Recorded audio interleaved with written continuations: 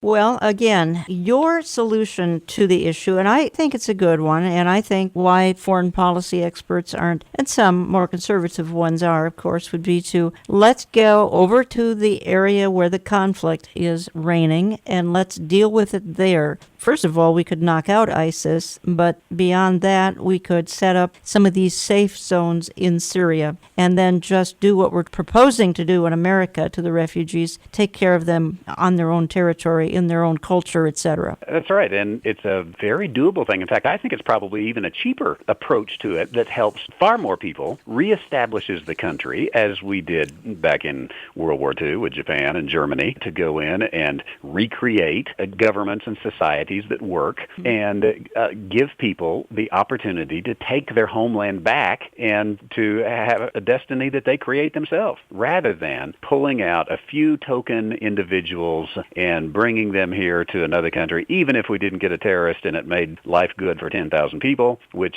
I seriously doubt. But even if that were to happen, we've left millions there to die. Now, liberals would say, no, we're occupying territory and Americans don't do that. And yet I would say that's the only way we're going to create a solution that provides a safe zone for Syrians so that they can go in, regroup, and then establish the kind of country that I presume they desire. Going back to Gary Bauer, commenting on the situation heavily here in Europe, he says, in addition, the leader of Germany's Jewish community, Joseph Schuster, warned last week that new migrants are coming from cultures in which hatred towards Jews and intolerance are fixed components. And then he says, exactly, that is why Europe and the United States should revisit our immigration and refugee policies to ensure that we are not importing hate in the name of compassion. And that's another angle that he highlighted there. Randy White, Christians are in danger, but my goodness, Jews are really under the gun. Under the gun more than I think most Christians in America realize. There is an anti-Semitism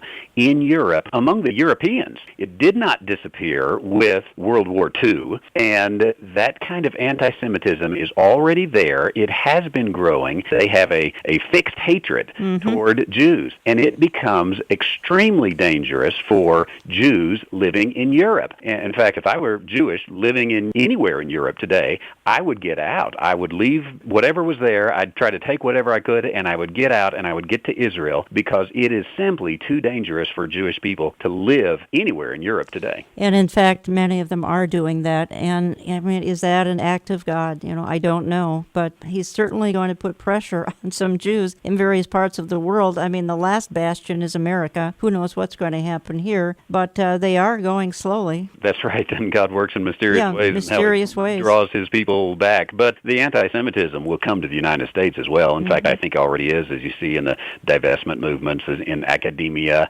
and in liberal Christian circles. There's already a hatred for Jewish people in the United States that will only grow as well. And in the White House and the State Department as we speak. All of that could change. We don't know. But certainly as we speak, there is.